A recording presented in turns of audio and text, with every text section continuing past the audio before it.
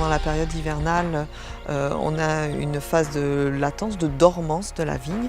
Et donc quand la chaleur remonte et la durée d'ensoleillement va augmenter progressivement, la sève va remonter dans la plante pour venir alimenter et faire gonfler les bourgeons. Et à ce moment-là, on va voir apparaître la bourre et les premières feuilles. C'est ce qu'on appelle le débourrement. Là, on va surveiller que cette pousse soit homogène et si nécessaire, venir pratiquer ce que l'on appelle l'épamprage. C'est-à-dire qu'on vient enlever les rameaux qui sont sortis sur la tête du pied et dédoubler au niveau des bourgeons quand il y a 2 rameaux. Ça permet d'avoir une meilleure aération et être sûr surtout que la sève se concentre vers les rameaux fructifères et ne se disperse pas vers ce qu'on appelle les pampres ou les gourmands.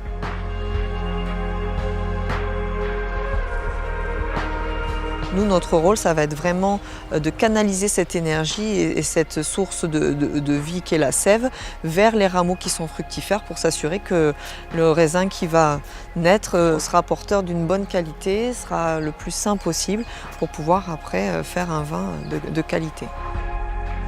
À ce stade-là, il n'y a pas vraiment de grappe. On est sur, au départ, ce que l'on appelle des manes, des petites inflorescences, mais qui sont fermées. Et puis, quand l'ensoleillement sera suffisant, il va y avoir une expulsion des capuchons floraux. Et là, on va rentrer dans la phase de floraison.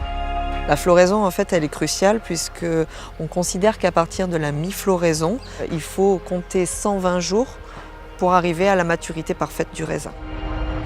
Si le débourrement se passe bien, on se dit bon, ça c'est fait. Donc après à nous de dépamprer comme il faut pour faire en sorte que la vigne soit dans de bonnes conditions au niveau de la fleur et qu'après la suite puisse se passer de manière tout à fait logique et dans de bonnes conditions.